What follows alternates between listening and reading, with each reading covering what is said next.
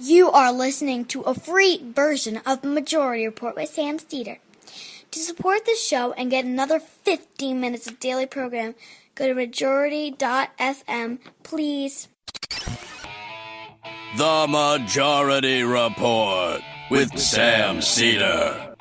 It's Monday, January 22nd, 2018. My name is Michael Brooks on a Michael Monday, and this is the 5-time award-winning Majority Report.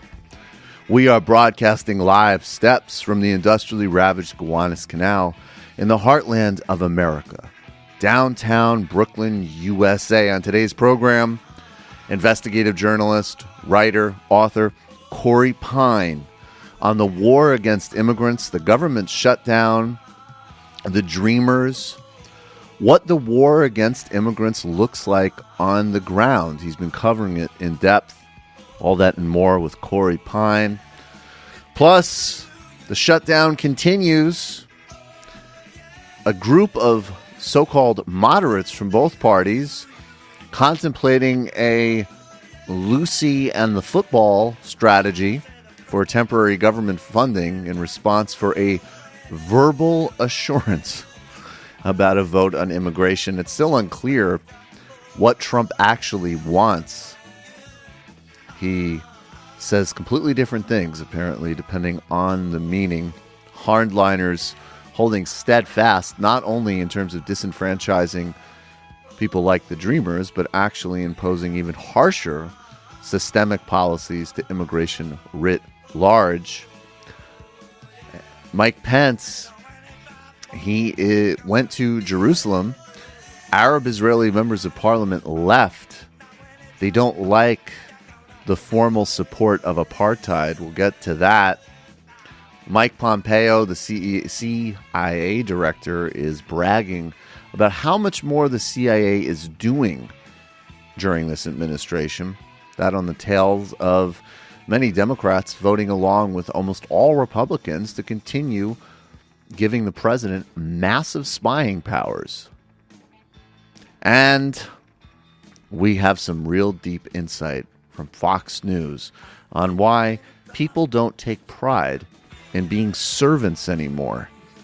And, of course, there's a new Republican ad suggesting that Democrats are complicit in murder because they don't support constructing a wall.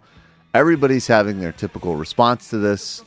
Republicans bulldozing ahead, other people reaching for their smelling salts, and Chuck Schumer going, well, that's right, because illegal immigrants who kill swine are my brothers. He didn't actually say that. And apparently, Donald Trump has a killer impersonation of Narendra Modi, India's prime minister. I am going to have an enormous amount of fun with that on the fun half of today's Majority Report. All that and more ahead. How's everybody doing? Brendan, Matt? I'm doing well. It's a marvelous Monday.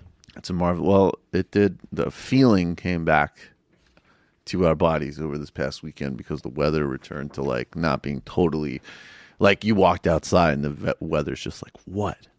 Kill you. One of the things about Fox News is that in addition to supposedly being propaganda for their heartland and this whole weird scam that they have about being like the voice of middle America with a bunch of multimillionaires in a studio in Midtown Manhattan, is they also have this sort of like New York scumbag network. And what I mean by the New York scumbag network is that occasionally they like to have people on like, I don't know, like a former police detective. And they'll be like, you know, this guy in 1998, like abused more Dominicans on his beat than anybody else. And now he's here to talk about Al-Qaeda or something like that. Or a guy like Bo Dietl. Remember they used to have Bo Dietl on all the time? Bo Dietl is a private detective. He ran a kind of embarrassing campaign for mayor last time. Not kind of, it was embarrassing. And they get somebody like that on who, again, they probably just met him at a steakhouse somewhere, or maybe Bo Dietl helped them with some type of private detective work, as an example, because, of course, he was a private detective after he was a cop. And they're like, hey, this guy's a New York scumbag. He can come on and, you know, talk about terrorism or something, or why we need to stack Muslims up into human pyramids in the Middle East. I mean, just as good as anybody. And in the context of, I think this is basically immigration debate, but also a broader sense of another favorite Fox News subject, which is entitlement. They love talking about entitlement when it involves like millennials to getting paid for work or something. That's very entitled. Never, I haven't seen a segment on Wyatt Coke yet and entitlement. But this is Willie Deagle, who is a new member, as far as I understand, of the Fox News New York scumbag network, the mini plutocrat man on the street. He's a restaurant owner. He owns, what is it called? Uncle Jack's Steakhouse. Just take a look at this scumbag and just listen to this segment. He's talking about wage increases and entitlement. And let me just tell you up front, I'm absolutely going to do a stereotypical Italian impression after this. Let's talk to Willie Deagle. He owns 5 restaurants in New York City as the CEO of Uncle. I'm sorry. If you're listening to this, he already has. First of all, he's totally overdressed for this segment. He looks like he's auditioning for a guy who's gonna kill a prostitute in Boardwalk Empire or something. It looks like a 1940s gangster outfit, and his eyes are literally he looked like he just spent an evening trying to skirt federal and local labor laws and then did a mountain of cocaine to come over to Fox News and explain why the minimum wage is bad. Okay, go ahead. City as the CEO of Uncle Jack's Steakhouse. Good morning to you. Hi, how are you, everybody? Okay, so when the government forces you to do it, what happens? Well, they think you're going to pass it right on to the consumer. But if I try to raise prices, I'm doing less guests, and they're getting insulted and they're not coming. They're not educated. They don't understand what's happening. So if they're not coming, nobody's getting paid. I do less business, so you have to react. So I had busboys before. I cut them 2 years ago when the minimum wage for tipped employees went from $5 to $7.50. So I used to have a captain, waiter, busboy. Now I only have a captain and waiter. So they have to do more work, but it's hard to find really good people, right? Well, in the industry, yes. Today, it's always harder. The way of waitstaff is different. They used to be servants. When I first opened years ago, people took great pride in being a servant. Today, they have a more sense of entitlement. Mm-hmm. But I'm building people. The younger people just need to. They're not used to working. They're starting later. They're going to school and then they don't want to work. That's the last segment we just did. Yeah, and it's tough because you meet someone who's 23 years old and they never really had a job. So here's the thing, Willie. So I don't know about you, but I have not been to any restaurant or cafe, basically anywhere in New York, where somebody looks like they don't know how to work. Everybody in these jobs looks incredibly either on point or honestly just totally stressed because working these jobs takes a tremendous amount of energy and effort. I can't speak to his personal experience as a owner of Uncle Jack's Steakhouse. I know all of the numbers that we know of belie the fact that increasing wages leads to job losses. But it's obviously not really the point, to play these kind of fact check games with these people. This guy has his narrative and he's sticking to it. I don't know what entitlement means. Entitlement, I mean, it was like a joke. You used to be able to check the girls' panties. Hey, did you steal anything? And they go, no, I didn't steal nothing, boss. It was a fucking joke. But now they're so entitled. My guess is entitlement is being able to live within an hour of the place that you have to commute to work at and get more than below poverty wages. Hey, if I have pneumonia, can I skip a day of work? And is it possible that this, along with the other job that I'm working full time, can pay for some of my basic necessities? And can you not scream in my face a variety of expletives while I'm bringing some goober steak? I think that might be that sort of thing that people feel entitled to. Another thing I think they cut down on is copywriters because, as Brennan was pointing out before the show when we looked at his website. He has a website called Uncle Jack's, the best steakhouse in New York City. It's just kind of a New York steakhouse tradition. In choosing our NYC restaurant, you have demonstrated an appreciation for the finer things in life. Uncle Jack's is not your run-of-the-mill New York steakhouse. I bet it is. Yeah, I was going to say, I think Uncle Jack's is literally Like, it could be called Uncle Jack's, your run-of-the-mill Midtown New York steakhouse for idiots from out of town who don't know any better, and Matt Leck. This is a total. If I didn't know that this guy had odious views, and I would totally go to a place like this. This is what Leck said. Actually, I remember he's revised his opinion, but he said when we cracked, because we cracked 1,000 on TMBS. Thanks everybody. He said, "Why don't we go celebrate at Uncle Jack's?" Yeah, some things. Willie's own personal website is like he's obviously trying to become Willie Deagle. He's trying to become like a motivational speaker. Yeah, like once Janine Pirro gets in the door, all these other guys are like, I can do this. So he's got Willie Says, his new blog coming soon. No holds bar commentary on the restaurant industry, human nature, and so much more. Human nature. And he's also got the nickname the Steak Doctor. Find out how a local kid from Queens become known around the world as the Steak Doctor. It's a story that would make Horatio Alger proud. Oh, he should have done. He should have. It's a story to make Horatio Alger look like a loser. It's a story that'll make Horatio Alger look like a freaking Stugats. This is the problem with, like, even in the most benign version of, like, hey, work harder, stay focused, have goals. Like, the Republicans take, like, the self-help section of the store and put it into the econ section. And that's a big problem. Neo-libs do that, too, with, like, Sheryl Sandberg, right? Like, if that book was just like, hey, here's like an advice book for women who work in upwardly mobile corporate jobs for how to potentially negotiate better. Fair enough. But that became like a clarion call of like some type of feminism. Has nothing to do with politics. But yeah, but I like our periodic check-ins into the Fox News scumbag network. I also please put more business owners on TV. Yeah, like definitely put more business owners on TV, because every time we have business owners on TV, we're really reminded that they're not sending us their best. A lot of them are stupid. They look like coked out fiends. They can't cut into their income slightly to pay people a living wage. They're Goombas from Queens who run overpriced steakhouses, and I'm sure some of them are nice people.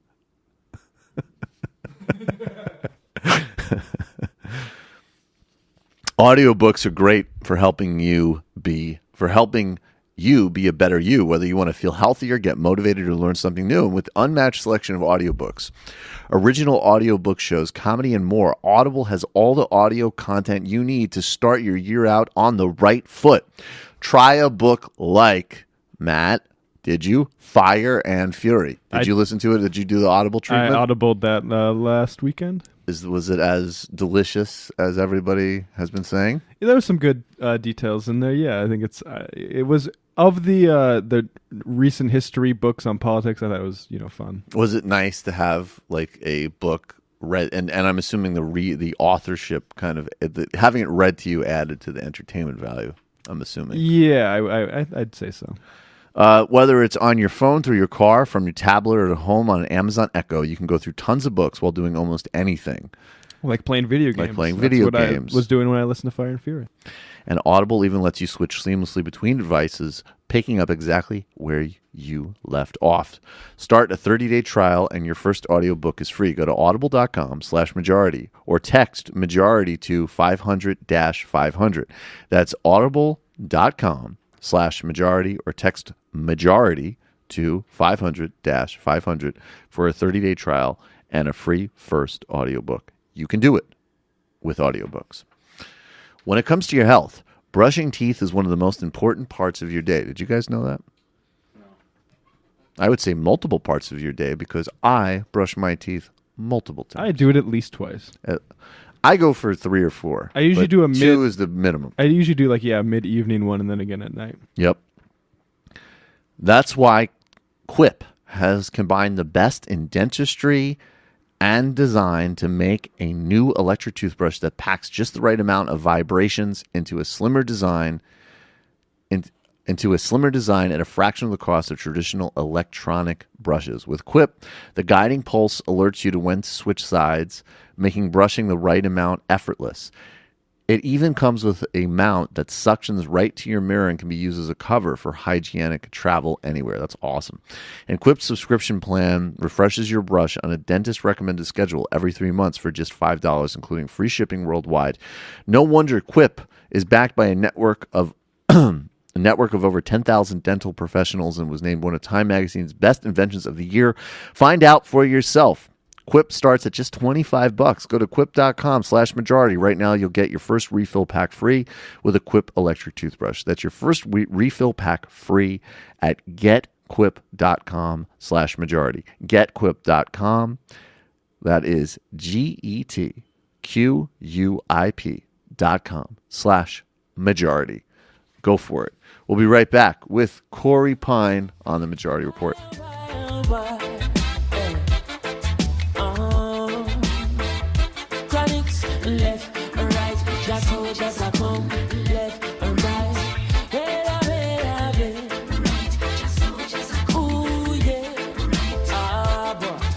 Here comes trouble, here comes the danger, sent by the Savior, welcome the Rasta youths. I start recruit, soldiers for Selassie army. Here comes trouble, here comes the danger, welcome the Savior, welcome the Rasta youths. You're not for oxygen, at the general issue in a warning. Job people them a ball, said them tired of mediocre. Evil a go fall when we tried in Ethiopia. Believing from down, cause them life not easy boat. Even one can say it's not an easy road. Operation occupy the motherland, calling all soldiers to kind of trod along. From creation, he writing a job plan, but chronics can't do it alone.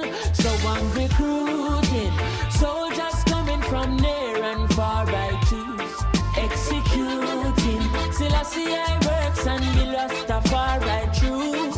And them say here comes trouble, here comes the danger, sent by the Savior, welcome the Rasta youths. I'm gonna start recruit soldiers for Selassie army. Here comes trouble, here comes the danger, welcome the Savior, welcome the Rasta youths. You're not for oxygen. Welcome back to the Majority Report. Michael Brooks here. Joining us now is Corey Pein. He's a journalist based in Portland and author of the forthcoming book, available for pre-order now, Live, Work, Work, Work, Die.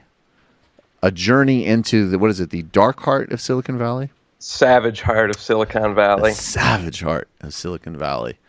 Very, very excited about that book. I have already pre-ordered mine, as should everybody listening and watching. That book is going to be indispensable for navigating the terrifying fantasy life that these Silicon Valley vultures are going to project onto the rest of us. Yeah, it's every day. We're living in it. It's not a future dystopia. It's the present dystopia. So there's a lot of present dystopias that we're navigating right now. And today we're going to focus on immigration. We'll get to quickly your perspective. It's something you've covered for a lot of different outlets and reported pretty aggressively, specifically, I guess, in the Pacific Northwest and some in New Mexico as well, I believe. So we'll get to the sort of what this just systemic abuse looks like on the ground. But starting with the macro politics of it, I mean, what do you make of the shutdown and where we stand, and your sort of basic takeaway? I mean, I'll just say that I am I'm wary. You know, we'll see where this goes, but I do appreciate at least that the Democrats have at least pulled the trigger on something, at the very least, over, seriously taking care of the dreamers. I mean, to me, it's just the absolute beyond bare minimum. I think that's a good place to frame it, is the absolute bare minimum. I will say I was hoping that before this segment we would get to hear a little bit from Uncle Jack the Steak Doctor about the immigration bill, his take on it. Because the problem is they're very entitled in the present environment. So I used to be able to say, you don't have papers, I'll send you back to a gang rape in El Salvador. And then they felt proud of being servants because of that. But now under Obama, they were all like, you got to give me water. So, that really Things were out of control.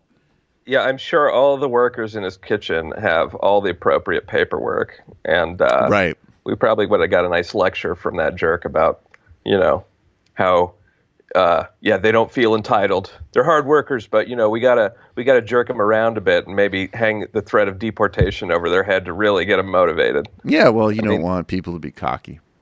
Well, look, okay, about the Democrats. I mean, it's. I guess not surprising, but somewhat sad that we see them in a completely defensive position once again. Mm-hmm. This debate is now about save DACA, defend DACA. Mm-hmm. There's bills coming up which would preserve it, but in a form that's actually worse for people, for the Dreamers who are, participating in this program, would essentially turn them into like parolees, criminalize them. Mm-hmm. Make them check in and stuff. I mean, that is not an improvement, and if that's the kind of way that they save DACA, well, good job, Democrats. I mean, I don't understand how they are always framing things in this way, always falling for Republican framing, Well, they have. So this is sort of what is on the table, right? Maybe you could elaborate on it. So they're in shutdown right now because specifically, and this is a funding bill that would do some very important, the most important thing of which it would actually at least provide a bit more funding for the Children's Health Insurance Program, CHIP, and of course, to keep government running. Democrats have stopped it because there isn't a DACA proposal. Different DACA proposals include, it seems like negotiations in the Senate, which might be along the lines of, not a clean DACA, but essentially a continuation of the Obama executive order in exchange for potentially some very bad things, broader limitations and crackdowns on immigration, but also things that are, bad, but frankly, whatever. The wall is nonsense. If you want to waste some money on the wall in exchange for real protections, I'm of the school of fine, who cares? In the House, there's bills like the Goodlatte bill, which would have these sort of like probationary approach to DACA as well as the parents of DACA, and then actually, in fact, overall just significant limitations. I think a 25% cut on even legal immigration, period. So these are the kind of dynamics we're playing with. And then Trump, of course, has indicated completely different things in different meetings as to what he wants. There's a lot of confusion in the coverage, and I'm confused reading the coverage because it seems like people are defaulting to form. Mm-hmm. There's all this insistence, we need an immigration bill on the president's desk that he'll sign, as though he even knows what he would be signing. Right. I mean, we've seen how clueless he is when he had brought cameras into the room a week or two ago or whenever it was. Over the weekend, the show he was working? Yeah. Mm-hmm. His brain is a soggy sponge. One day he's for DACA, one day, he's chastising the Democrats for trying to defend non-citizens. I think that was the latest tweet. I mean, it's a little bit absurd to try to base the negotiations on trying to please this man. I mean, I think the shutdown is good, actually. We need to shut down more of the government. The only parts that aren't shut down is the ICE machine, which is grinding away and terrorizing people, while the government is supposedly shut down. How about a bill from the Democrats? How about they unite around a bill to abolish ICE? Right. Put the immigration function under the U.S. Postal Service or something. That's what I'd like to see. Yeah, no, and we're going to get to in a moment this, because you've covered the ICE terror machine. But the other thing, though, is that just to bring people up to date, I mean, the latest is that there's, one of these, every time you read about a meeting of a group of moderates, that's be very afraid of what the Senate's most, sanctimonious and ridiculous are cooking up. And it would essentially amount, and, all the usual suspects, Flake and Collins and, Trump state Democrats.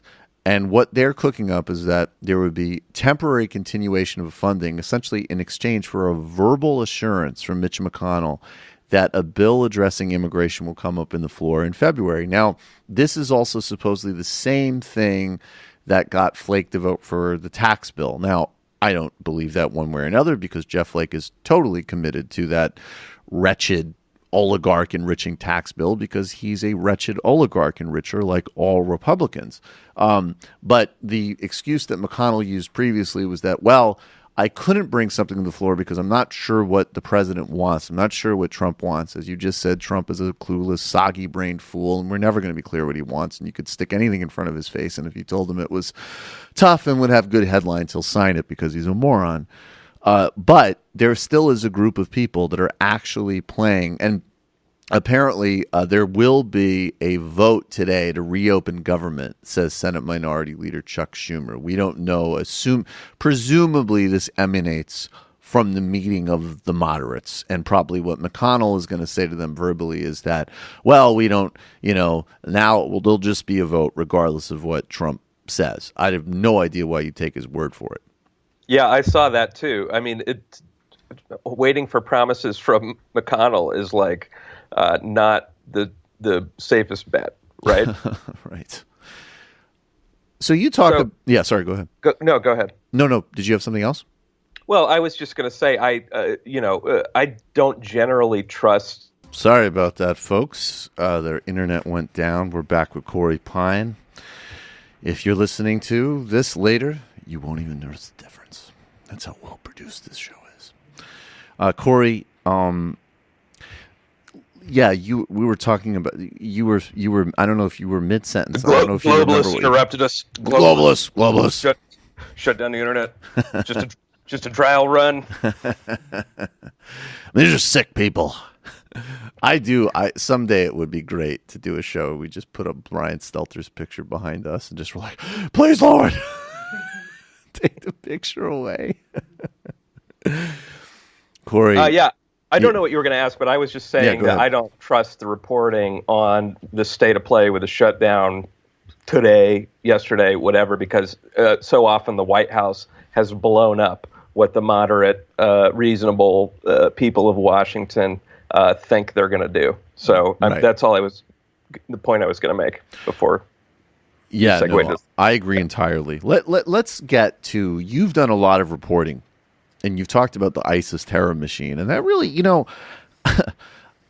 it's just a little bit of a preamble. Like I in some ways, I've become increasingly convinced that in certain areas, certain types of kind of inflammatory rhetoric, even when they're in fact true, are not necessarily strategically helpful. But I think that in this case of calling it the ICE terror machine, it's not even like skillful, justified hyperbole. It literally is what it is. I mean, it's an organization that is being set upon communities to absolutely destroy, communities and deeply enhance human misery. And that's the purpose and the design of what's going on. You've recovered this in a variety of ways, including a piece that you wrote in your local for Willamette Week earlier in the spring on how certain undocumented people who are waiting for deportation are now being housed instead of in detention facilities, which are bad enough. They're actually being held in a county jail in Oregon, as an example. Can you start to get into that and talk about, like, what does it look like to be on the receiving end of these ICE policies? I mean, the story that you mentioned was part of a strategy by ICE to break up hunger strikes, which they'd been having in their own facilities, which tend to be, private contractor run. Geo Group is one of the big contractors.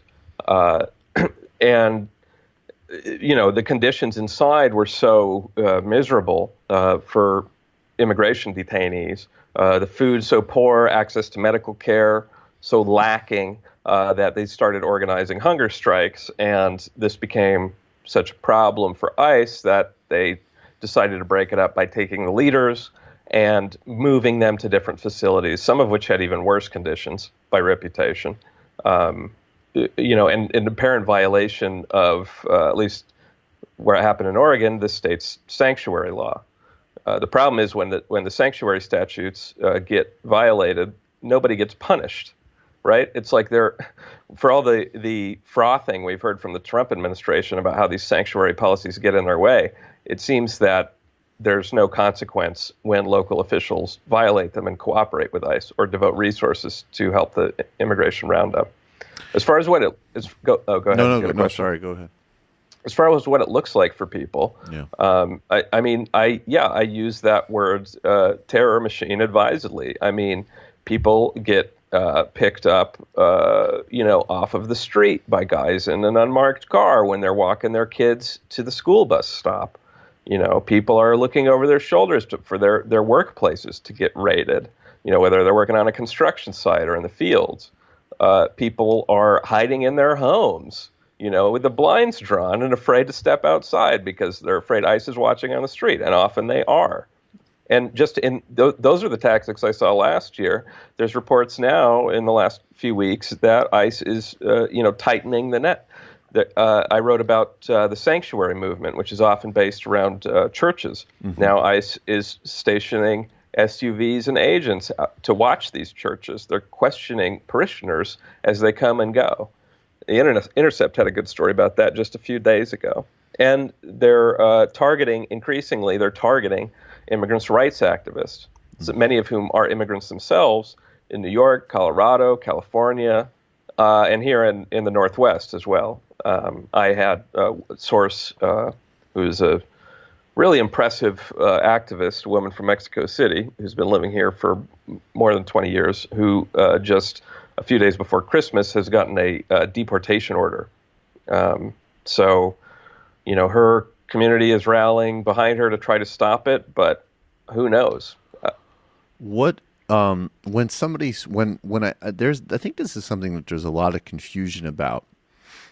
When a city or a state says that they're a sanctuary city or state, and look, I don't entirely discount some of this, but I mean, there's value in, there's value in Jerry Brown or Bill de Blasio or whoever saying, we don't support this, at least rhetorically and instinctually policy-wise, we're opposed to terrorizing immigrants. And we've supported policies, at least like here in New York City, of, IDs for undocumented people as an example, so they can access certain vital government services and have some basic labor protections.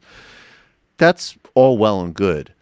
But it seems to me, and correct me if I'm wrong, and then we'll move to the second part, which is the sort of churches and social action piece. But from a policy perspective, like on one hand, the kind of resistance-osphere maybe overreads what that means from a policy perspective when California as a state or Portland as a city says it's a sanctuary, a place of sanctuary. What does that actually mean? They might be overinflating it.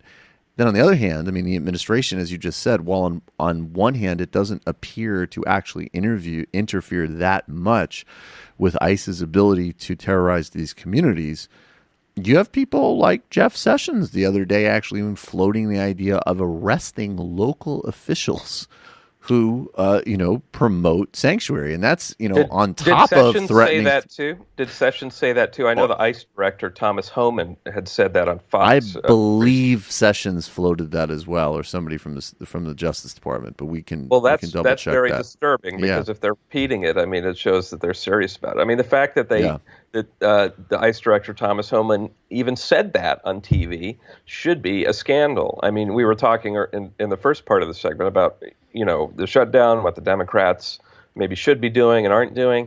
I mean, how about dragging that guy in front of Congress and asking him what the hell he's talking about, arresting local politicians? Right. That enforce sanctuary laws. I mean, that is really scary territory.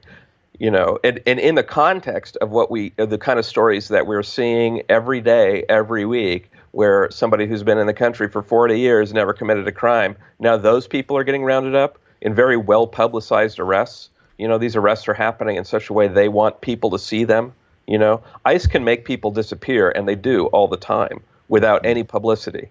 But we're hearing about these arrests. We're hearing about they seem nonsensical, and then we see the families crying on television. I mean, these are designed to create an effect.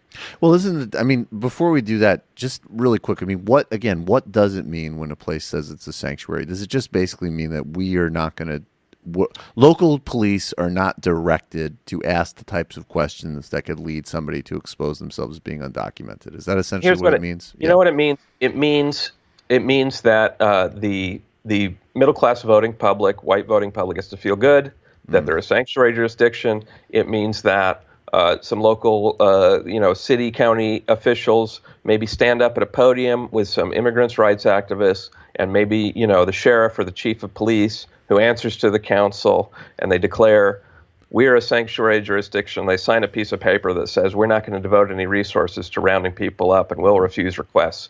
And then what happens is, down at the county jail, the jailer, or the guy that's booking people in, gets his daily visit from an ICE agent who says, hey, got any names for me today? Or can you run this for me? Or what's new? And then they pass him the information anyway. Now, that's what happened here in Portland. I know it happens in other cities too. So what happens when that kind of conduct is revealed? Well, in our state, it's actually a crime for a public official to cooperate with ICE, a public employee. It's considered a misapplication of state resources, and it's a crime. It could be prosecuted. And I ask, prosecutors, I ask lawyers, I ask politicians, how about enforcing this law? Has anybody ever tried to enforce it? No. I mean, it's too much of a shitstorm. Can you imagine if the prosecutor starts bringing charges against, local police, local sheriff's deputies for breaking the sanctuary law? Their unions are going to get Their unions are going to get right behind them and say, no, their job is to cooperate with law enforcement. How can this be? Huge clusterfuck. I mean, so it hasn't happened. I think it should happen. I think these laws, if a sanctuary jurisdiction means anything, they should enforce it. So, short answer to your question is it doesn't mean much. What does it mean when civil society and churches get involved? What kind of and obviously at enormous personal risk? What's going on with those people? This is where the crackdown is advancing. I mean, starting a year ago, well before that, actually, starting in the 80s, there was an immigration crackdown, and many churches across the country organized a new sanctuary movement in response to it, where they would try to shield people who were targeted for deportation in their congregations, with the understanding that these were considered sacred spaces, and it wouldn't look good for the police to come in and drag people out of a church. And back in the 80s, I mean, some people actually went to jail, were prosecuted and went to jail for that. It was a big story. Well, I mean, starting about a year or two ago, this movement began picking up steam again. The organizing became more urgent after Trump's election, given that he'd essentially promised to deport 11 million people as part of his campaign. So, churches, synagogues, mosques, other faith groups, mostly faith groups, I'll say, they really deserve credit for this, started organizing this kind of network. Now, I've called it a kind of underground railroad, and some people say that's insensitive and minimizes, what black people went through under slavery in this country, but I think it's a fair comparison when you actually see the terror that immigrants are living in today. Yep. So these congregations are organizing to shelter people, and there's a lot of debate about whether that's even wise, because does it just create a honeypot for the police to raid? And ICE, like I said earlier, now that they're standing outside churches interrogating people coming and going, they suspect it might be a sanctuary church. What does that signal about their intentions? My only response to that, though, would be I have a thought experiment about religion. It's definitely... Yeah, I don't know why you're distracting from the issue by talking about faith-based communities intervening in one of the greatest abuses of people happening in the United States today, when I can show you that Genesis is a silly story. Yeah, stupid. It's so stupid. Silly spaghetti monster worshippers. Yeah, silly. With their morals and their sense of some sacred duty to protect human life. Yeah, they're really totally the people that are ruining discourse from much-needed rationality. because far more important than ICE raids are, 5-hour videos on some dumb thing that happened on an Oberlin campus for sure. So that's happening, and these people are they're putting themselves at the line. I mean, they could be charged with harboring a fugitive. Yep. If the ICE director is saying, maybe we should go after politicians, I don't think they'd hesitate to go after priests who are engaged in this. So, I mean, these people are really putting themselves on the line. There's a church here in Portland that says, they've got room for 200 people. If they hear the raids are happening, everybody comes there, and then the plan is for the parishioners to surround the church and make sure ICE can't come or go.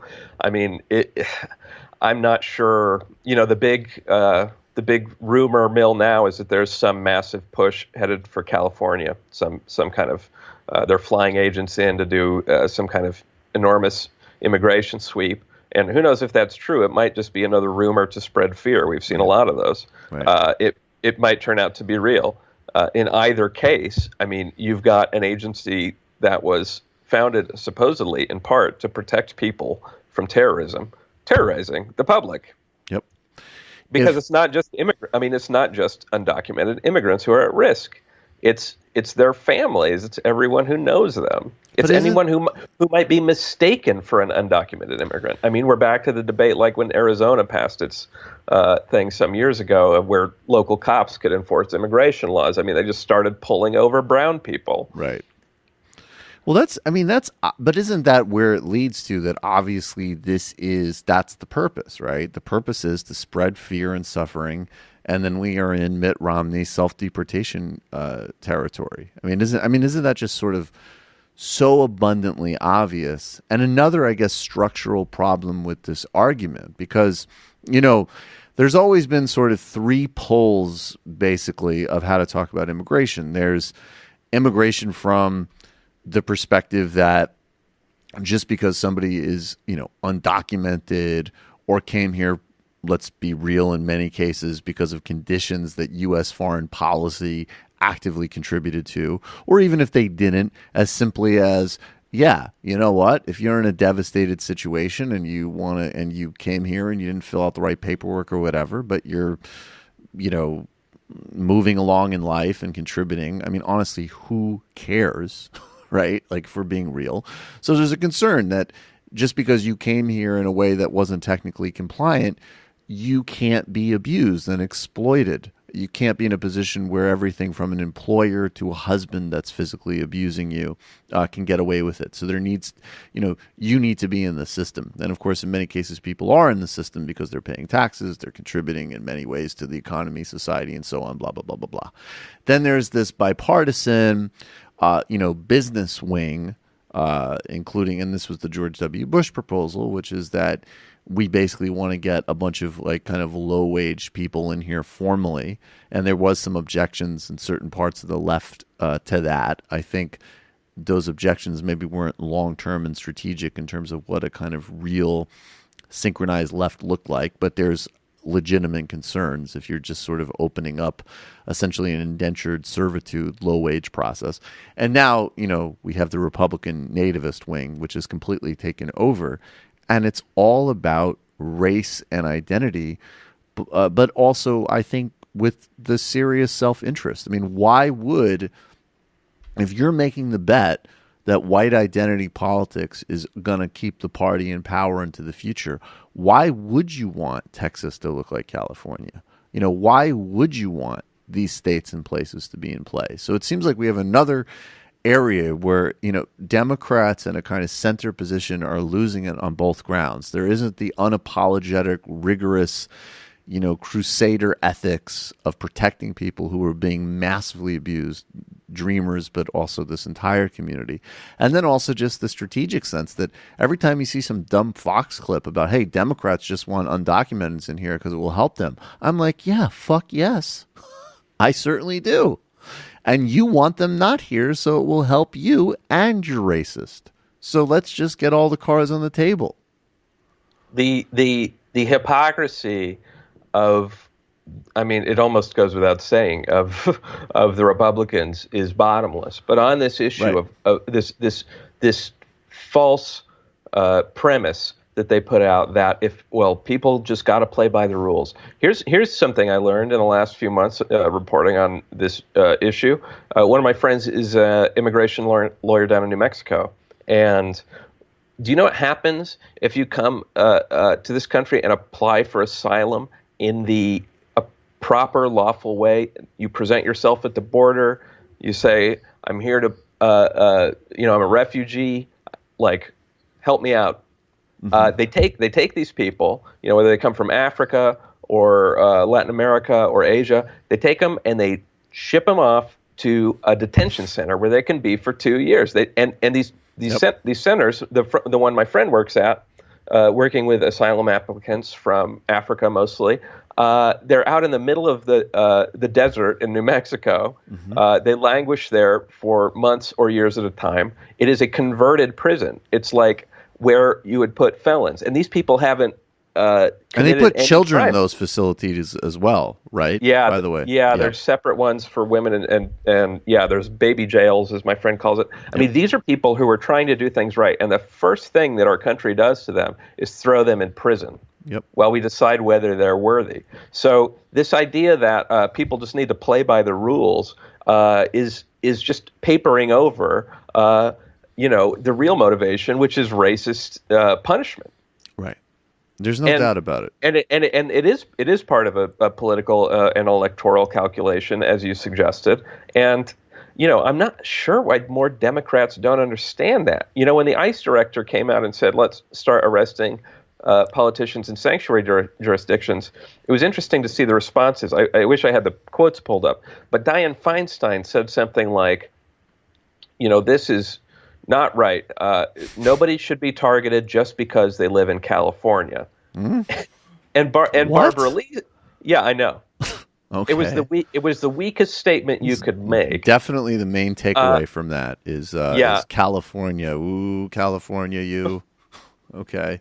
Whereas Barbara Lee, to her credit, said this is racist. Yeah, well, Barbara Lee is obviously somebody who's has genuine politics and a very sort of courageous long-term record. I don't understand why somebody like Feinstein would have such a hard time saying this is racist. Are they afraid of their white voters? I mean, it could be that. If that's so, they need to have a little bit more courage, and I hope give the public a little bit more credit. Yeah, and also again, even operationally, look at where the future of the votes are. I mean, the reality is, and this gets so basic, you don't have to get into the weeds of all the kind of like online debates and all this, stuff about, speech and this and that. But there's an incredibly basic reality that if you are a white voter voting for center left or center or any Democratic candidate, you at the bare minimum have subordinated your racism to other things you care more about. Or just as, if not more likely, you might not pass like a graduate seminar in wokeness or whatever, and who cares, but you're probably a person who's like, yeah, I don't really like extreme overt racism, not so into that, and I can kind of get that ICE is terrorizing people. And if my main thing was some type of nativism, I'm not voting for a Democrat, including one that might posture on these issues completely. Now, there might be an exception in a John Tester case or a Claire McCaskill case or a Joe Manchin case, but certainly not in a Dianne Feinstein case, and certainly not in the vast majority of the country where people are voting for Democratic candidates. I mean, the Democrats need a language. They need to figure out a way to have a language that makes people remember that immigration is good. and as I said at the beginning, they're completely defensive right now. But look at the Republicans. They've come up with this term chain migration, which is like, and now everybody's using this term, where it as far as I can tell, it just means migration. Right. But they're painting it as this horrible people come here and then they have families, and it's like, well, yeah. Yes. How do you think we all got here? Right. Right?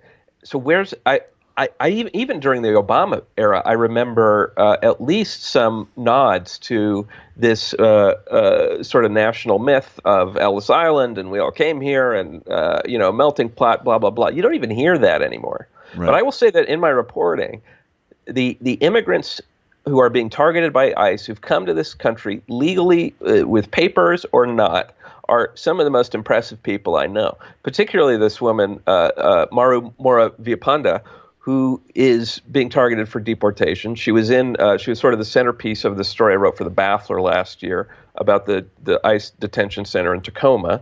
And here's an undocumented woman in her 40s. She's got a daughter. Daughter was born in this country. They're standing outside this enormous prison. It's the size of a city block, and it's in this industrial zone, right? Like you have to go for half a mile past all of these empty warehouses, broken bottles, like homeless encampments, and just nothing, mud and asphalt and, industrial waste. And then you turn a corner and for a whole block, there's this building. And, this activist I talked to from Mexico, he said he had visited the day before me, and he said it's a concentration camp. And looking at it, you realize it is. And coming in and out of this place are, an endless chain of women with tiny children who are all crying, and they're going to visit their dads who are locked up inside this thing, right? Wondering what's going to happen. And here's Maru outside in a T-shirt that says "Fuck La Migra," standing in the rain with a bullhorn and shouting in at people, "You're not alone." And telling everybody that comes in, like, hey, did you know there's a hunger strike down in California at the prison there? And that's how they spread word. I mean, that's why they're targeting these people. They don't want any effective resistance. They don't want people to see what they're doing. I mean, lawyers and the conditions in these places. I mean, you talk about how the Democrats can flip this issue, turn the tables. I mean, they should be investigating the conditions in these facilities. Right. What are these because everything I hear from the people who've been in, or that word comes out from the inmates, is that they're really bad. And these are often private, like this is the same business that we see. This is the for-profit prison industry that Trump single-handedly rescued, that was basically on its way for bankruptcy at the end of the Obama, presidency. Right. Well, Corey Pein, I guess the only note is to say, and this starts to feel like its own form of cliche, but it does have to be noted. I mean, there are hunger strikes happening. There is resistance. There are incredibly brave people like this woman who's being targeted, of course, for deportation. It's there. I guess we just have to. The Democratic Party is always a lagging indicator. So, the thing would be is that does this issue, along with something like, other vital thing like Medicare for all, to what extent does this start to become,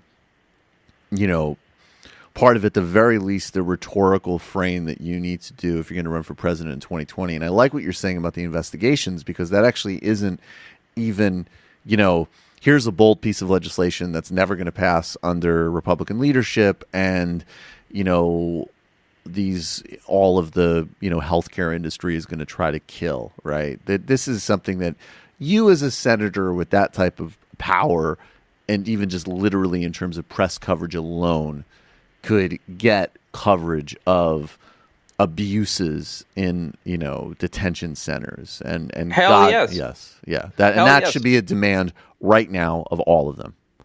The Attorney General of Washington State toward the end of last year sued the company that runs that prison in Tacoma, basically saying that they were, exploiting labor of their inmates, and, they weren't meeting the state's labor laws. This is a loss. He could put them out of business in Washington. Now they could pick up and move somewhere else. But I didn't hear anybody from the Senate even mention that this was going on. These senators and even members of the House can get a headline now and then. Yep. They just don't seem. It's like, where's their fight? Where is their fight? I don't know.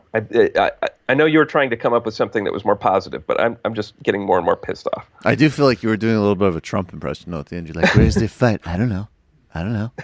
They don't fight. We don't have fighters anymore. Corey Pein, remind everybody of the book that's coming out in April and how they can pre-order it. This book is going to be indispensable for the Silicon Valley age that unfortunately we're all in. Yeah, the book is Live, Work, Work, Work, Die, A Journey into the Savage Heart of Silicon Valley. And you can pre-order it from Amazon, Powell's, other fine online retailers. Do that immediately. It makes me look good to my publisher. And of course, also, Corey is the host of the great podcast of which I'm a patron of, the News from Nowhere podcast, which everybody should join on Patreon. In-depth conversations for the sophisticated, humane leftist. That's good. I should make that the new tagline. Well, I don't have the background and brand stuff for nothing, Corey. It's true. All right, brother. I always appreciate your time. And, of course, regular contributor to The Michael Brooks Show. Absolutely. Talk to you again soon, Michael. Thanks for having me on. Thank you so much, Corey. Appreciate it.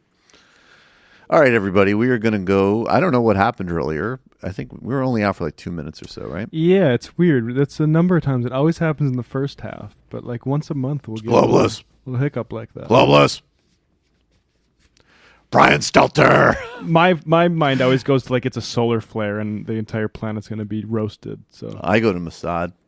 I think you guys are giving ISPs a bit too much credit there.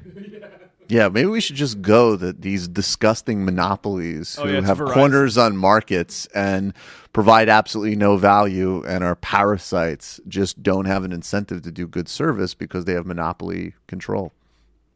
Really good at innovating how to like squash unions, though. Yeah, that's the innovation is in lobbying and union squashing. Tech they can just let ride because they own Washington. As I said before, the Michael Brooks Show is at over 1,017 patrons. I appreciate it all, everybody who's done that. And this past weekend for patrons, Illicit History with Bill Fletcher Jr.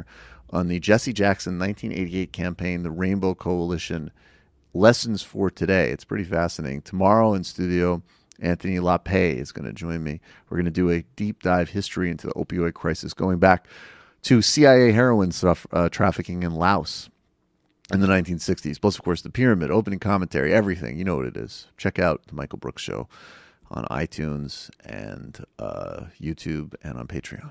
Patreon.com/TMBS. And become a member of the Majority Report today. Majority.fm/become a member. That's how this show pays its bills, over 90%.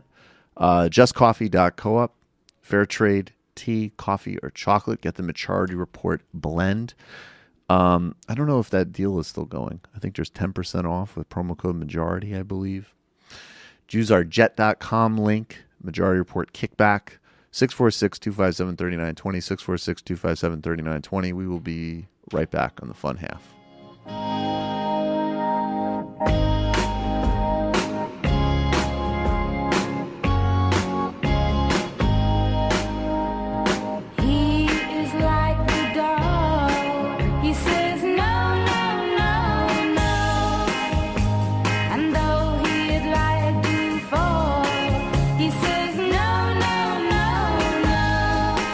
He says you're just a friend to me.